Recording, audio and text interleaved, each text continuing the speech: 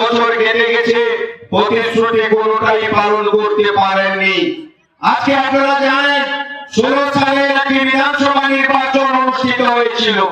সেই নির্বাচনে কংগ্রেস সিপিআইএম অর্থাৎ মহাজোট গঠন করেছিল এই বাংলায় তৃণমূল কংগ্রেসকে ক্ষমতা ছাড়া করবে বলে। পরোক্ষভাবে সহযোগিতা করেছিল ভারতীয় জনতা পার্টি। আর কি করেছিল? প্রতিশ্রুতি 14 সালে দিয়েছিলেন, ঠিকই পালন করেননি। 16 সালে তারা কি করলো? নোটবন্দি করলো। তাতে কি দিল? বাংলার রায়, বাংলার জনগণ ইভিএম এর যখন কাউন্টিং হয়, ফল ঘোষণার পরে কিন্তু বাংলার জনগণ 16 সালে রায় দিয়েছেন।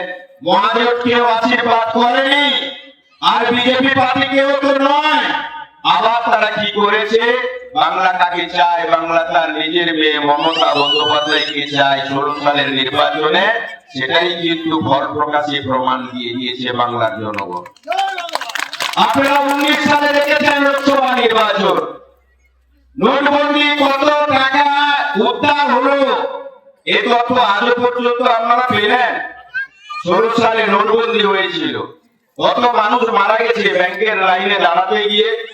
কেউ মুরগি চাষ করেছে, ছাগল চাষ করেছে, সামান্য কিছু ধান হয়তো বেড়েছে, সেগুলো বিক্রি করে কিছু টাকা পয়সা রেখেছিলেন, তাদেরকেও লাইনে দাঁড়াতে হয়েছে। কোটিপতি শিল্পপতিদের দাঁড়াতে হয়নি।